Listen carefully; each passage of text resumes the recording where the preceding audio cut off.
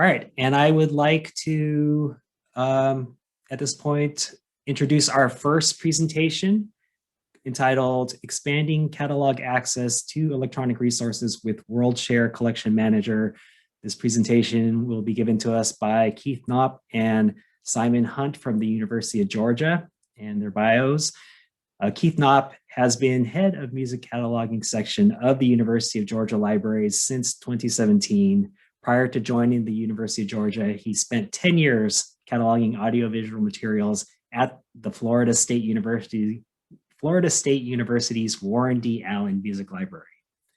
And Simon Hunt is the ILS manager at University of Georgia Libraries. He has been at the libraries since 2011 and has served in several areas within the cataloging department, including 3 years in the music cataloging section under its former head, Neil Hughes. Yay. So without further ado, I'm gonna cede the floor to Keith and Simon. You should be able to share your screen and speak.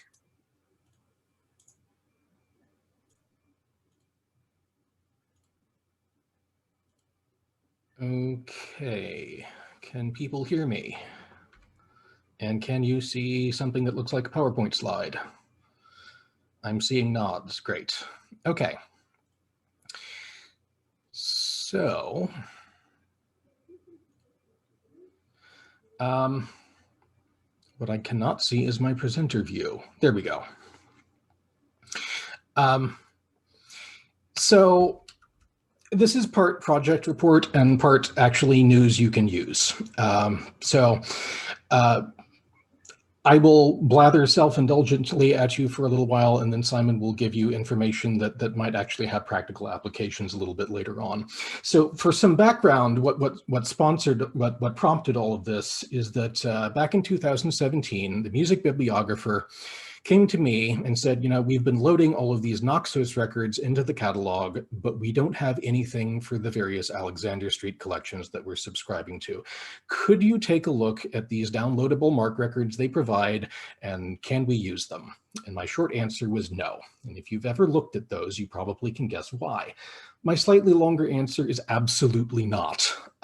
Because aside from the serious quality control issues, there were fundamental structural problems, like they tried to use the same OCLC number for multiple different records. You just can't do that. So we sat down with the systems librarian at the time, and I had worked out some sort of horrible Rube Goldberg process that might allow us to salvage something out of these things. But she said, or before we get into that, maybe I should just look in Collection Manager and see if there's anything that I can just turn on. And there was. And then Simon got to handle a lot of the setup because she was about to retire. And then some sort of magic occurs every month behind the scenes and records appear in the catalog, and that was great. Now, to this point, I had never really had to deal with electronic resource records, so I had no idea what Collection Manager was. And if you're in the same boat, WorldShare Collection Manager is a tool for managing collections of bibliographic records, primarily electronic resources, but not necessarily. It's open to any library with an OCLC cataloging subscription, which if you're at MOUG, I'm assuming you probably have, and it's ILS agnostic. So fast forward to 2019. There was a brief period after we filled a vacant position where we went from having too much backlog to having too little backlog. And if that makes you jealous, let me assure you that problem has solved itself. One of the things, as I was looking around at all of the other projects that needed to be done, was I looked at the actual coverage of those Alexander Street collections in the WorldCat knowledge base. And so what this chart shows you is the number of titles that Alexander Street was telling OCLC were part of the collection, and then the actual percentage of those collections, of those titles that had OCLC numbers associated with them in WorldCat. And as you can see, it's a pretty widespread, or at least it was in April of 2019. So a plan started germinating. Almost nothing in those collections was born digital. And a lot of them, you have enough information to actually identify the physical original, like a UPC code or an ISMN or something like that. So a lot of those probably have perfectly good physical copy existing. We could just derive electronic records from those. It would benefit us. It would benefit anyone else who is using those collections in Collection Manager. So I ran that by my boss. She said, that sounds like a great idea. It'll look fantastic on the annual report. Do it. So we came up with a pilot. And the collection we selected was Music Online Popular Music Library, because it had by far the lowest coverage in WorldCat, just 0.2%. And as I discovered, the real number is actually even lower than that, because there are hundreds of thousands of items that don't even have enough metadata associated with them for them to report to OCLC. I figured that would do the most to diversify our holdings, and it would be potentially the biggest bang for our buck. So one question. How do we actually add things to those collections? Can we add the things to those collections? Not directly. Knowledge-based collections are either customizable, which as far as I can tell are mostly things that institutions have created for their own use, and maybe they share them with the community if they want to use them, or they're vendor-created, non-customizable things that have to be modified by OCLC. However, there is an error reporting spreadsheet you can fill out. So if there are numbers that are missing or numbers that are incorrectly assigned, you can send that to OCLC, and they say to allow 1 to 3 months turnaround time for that. So it seemed like everything was in place. Basic overview of the pilot project that we came up with. Download the collection data as a KBART file from the collection manager. Go ahead and strip out anything that already has an associated OCLC number, and then parse the remaining data into spreadsheets so that we can track our progress and hopefully use that to generate that OCLC number report. Step 2, create online constant data forms and connections so that we can use those to easily convert records derived from physical copy to electronic copy. We're based on the PCC provider neutral guidelines and the OCLC guidelines for electronic resource cataloging. Then just periodically collate updates and report them to OCLC and let the magic happen behind the scenes. So the spreadsheet has 2 worksheets associated with it, which is a working sheet, the one that people actually edit on, and the pre-populated OCLC reporting sheet. So on the working sheet, that includes useful information like the title, associated names, dates, publishers, varies depending on the content of the collection. The permalink URL to the resource, just the ID from that permalink, just for ease of copy pasting. A column for any physical matches that we find, and then a column for OCLC numbers for electronic copy that we either create or that we find just floating out in the wild that has not been associated with this collection yet. And the column for tracking whether or not it's been reported to OCLC. I have subsequently added one more column, which is whether our holdings actually already appear on a pre-existing electronic record, and I'll talk about why that became necessary in a moment.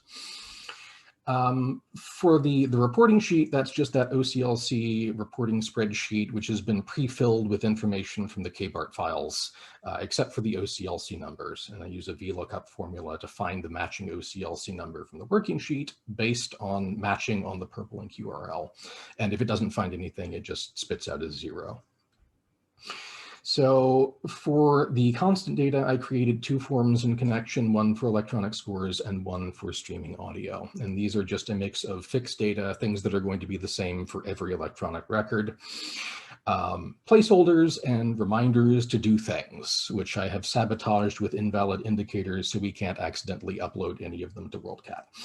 And then we just apply those to a newly derived record to semi-automate the conversion process to make sure that we get all of the required information in there and that we're being consistent.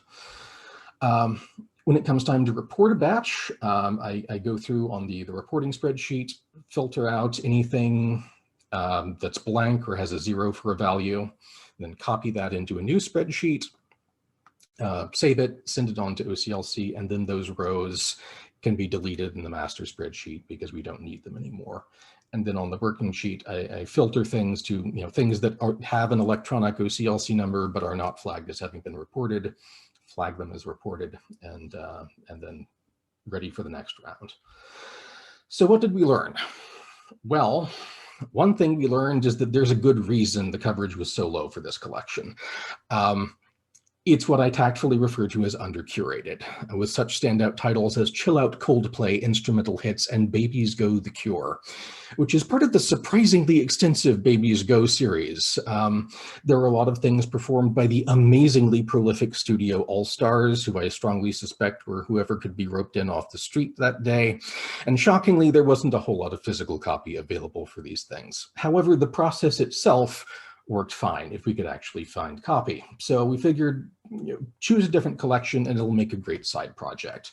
Work on a handful of titles every week for a change of pace. And that's what we did until, for some reason, we found ourselves needing projects that could be worked on from home. So our library was closed from mid-March until late August, and nobody was allowed to take anything home to work on. We still can't do that. So suddenly this became the primary project for 2 full-time staff. Over the course of the year, there were some more developments that gradually happened. At some point with the recordings, working mostly with the American Song Collection, we started finding the vast majority of those had an electronic record floating out there, including things that had not previously had a match, which were all terrible, all had one holding, and were all from the same institution. And my working theory is that somebody locally loaded those downloadable MARC records from Alexander Street and they escaped into the wild during a data sync. And then for the scores, sometime around October-ish, it looks like they added a massive chunk of records directly from Alexander Street, which have gradually been percolating into the collection. I think the last batch I sent off may have had a lot of duplicates, so sorry about that, Jay. Which are, to be fair, of significantly higher quality than before, in that they appear to have been created by actual humans who have seen a MARC record before and maybe even know what music is. But there are still some issues on closer inspection. So for that collection, we've shifted more towards quality control and editing rather than new record creation. And as long as those are flagged as part of the collection, there's no need to report those. So, in October, after 7 months of COVID activity, I ran a report to compare where we were at the time that I looked at the data for the pilot project and where we were at that time. And based on the number of items that I have reported and the way the math works out, I feel pretty confident in saying that for Music Online, American Song, and Classical Scores Library Volume 2, highlighted in blue there, those changes are pretty much all us. After that point, Alexander Street started adding more stuff and kind of stealing our thunder, which is great for access, but kind of a blow to the ego. So I have to give a big shout out to Jimmy Brown and Greg Kelso, who are the 2 staff members who did the vast majority of the legwork on this project so far. So at this point, I will turn things over to Simon to pull back the veil. All right, hello everybody. Let me just put my screen on here.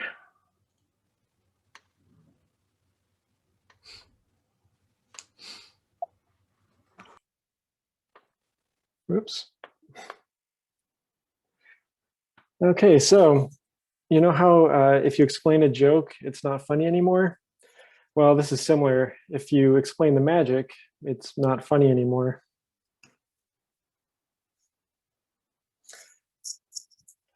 So when we migrated from Voyager to Alma, the assumption was that we would manage our electronic resources using records in Alma's community zone. We soon discovered that while this is useful for maintaining links to the resources, the bibliographic metadata can be pretty variable, from physical resource records partially converted to e-resource records, brief vendor records, or just records with a leader and a badly transcribed title. So the community zone lacks the kind of standards and policies that exist in the OCLC community. And changes to records there are dependent on Ex-Libris's content management staff and the preferences of volunteers in the user community. So in short, the community zone is fine for serial titles, where our discovery layer does the heavy lifting with article level details, but isn't ideal for monographs, scores, or streaming media.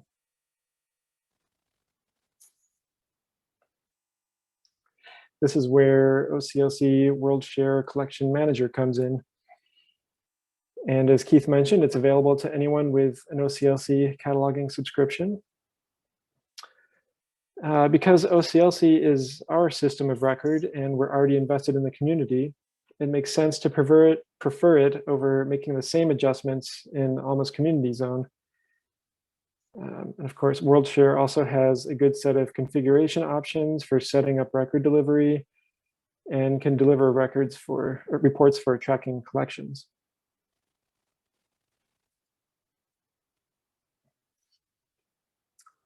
So I highly recommend the help documentation at OCLC. They've got a lot of detailed information about how to set up your account, what all the different collections do, and all the different details about the institution settings that you'll need to set up. Now, here's a very brief overview on how to set up to deliver a set of records for a particular collection. This might just breeze past you, but I'll give you some of the core pieces of information so that if you do decide that this is something you'd like to do, you might remember. You can come back and look at the slides. So first, you're going to need to investigate the collections that are available and how they line up with your library's purchases. And if you look on this screen here, this is your search box. On the left-hand side there, you can search by the provider scope. But if you'll notice for Alexander Street, there's 439 possible collections. So it's not really great for just discovering what the right collection is for you. It can be useful later when you want to look up what your selections are. As you can see, we've got 16 from Alexander Street. So the best way to go and find the right collection is to use the collection scope and then try to use some variations on whatever the title is of the collection that you're getting through your provider. So as you can see here, I'm searching for dance online, and you can see there's various package types, one for Australia, one for Canada, one for outside North America, which I guess is Australia and Canada. Maybe there's some other countries in there. And as you can see on the right-hand side of the list, they each have a different title count. So that'll be based off of licensing and that sort of thing. So you can start to get some clues about which the right collection is just from here. And if you click on the collection itself, you can look inside and you'll have a titles drop-down menu. And in there, you can browse what titles are available in the collection. There's a few filtering options, or you can simply download a text file in KBART format that has all the titles.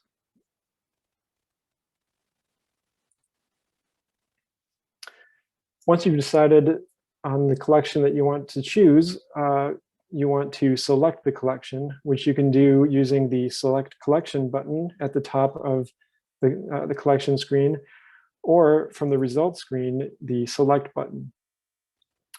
And doing so starts an indexing process, and that locks down the collection. And that can take a few minutes, it can take hours. You can either click on the refresh button constantly or just come back later. And while you're doing that, you might want to check on the institution settings menu. And this is global settings for everything that your institution is managing through Collection Manager.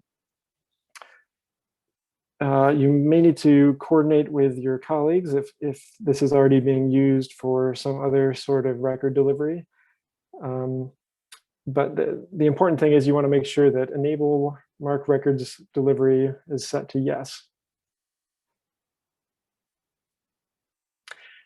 And once the indexing process is complete, you'll be able to go back inside the collection and start setting it up. I'm going to skip over most of what you can adjust in there. That a lot of that's just down to your local preferences.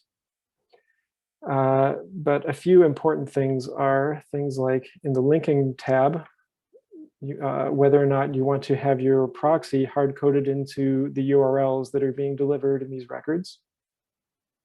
And we don't, because we actually manage the proxy at a higher level inside our collection within Alma. Next, under holdings and MARC records, when you first select a collection, the record delivery will be automatically disabled, and that'll give you a chance to set up your collection, make the right tweaks before you get bombarded with the records.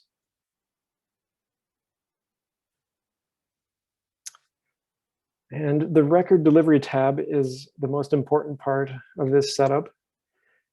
Here you can choose the frequency of delivery, although you probably won't be getting a new file every day. That's just how often, or month, or whatever you select, that's just how often Collection Manager checks to see if there is a new record. And then there's a subsequent record output, and that kind of depends on how your system's set up, whether or not you, after the first initial delivery, do you want only records with changes, or do you want the entire collection delivered to you every time?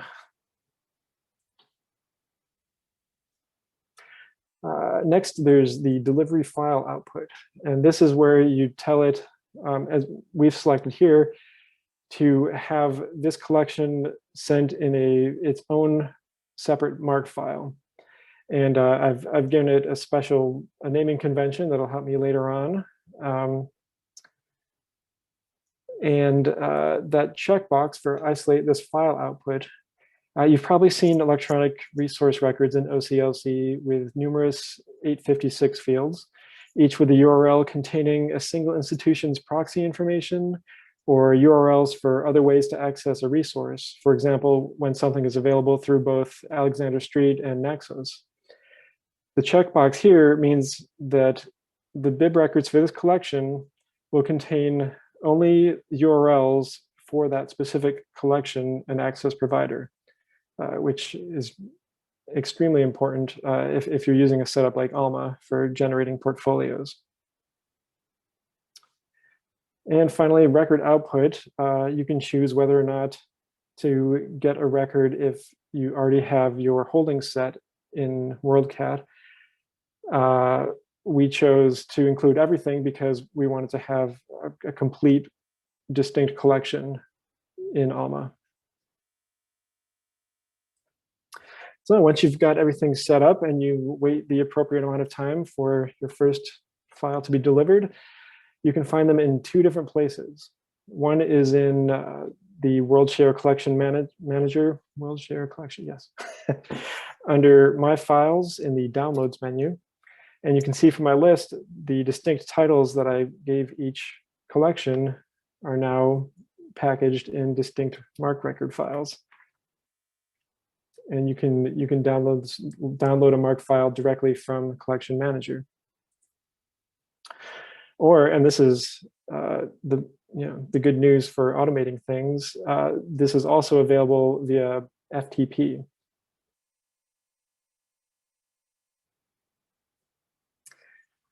Okay, so once these are all ready to go, it kind of depends on your LMS and your organization. Getting these records into your system can take several different forms.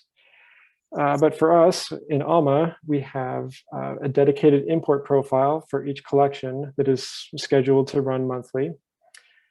Each month, that profile goes to the FTP site and scoops up the collections record, if there is one, based on that distinct file name that I said. And then as it imports them, the bib records are matched against existing records in the system to prevent duplication. And electronic portfolios are generated based on the 856 subfield U. And then those portfolios are collected into an Alma electronic collection for each of those Alexander Street Press collections. And then I receive a monthly report from Alma that alerts me problems related to failed record loads and things like matching errors. So there's the magic. Keith downloads a list of titles. He and his team do all the cataloging work. They put together a spreadsheet, send it to OCLC. Then someone at OCLC confirms the data. And then they update the WorldShare collection. Those updated records are delivered to the FTP site. And those new records are scooped up automatically once a month and create new resources in Alma for us, just like magic.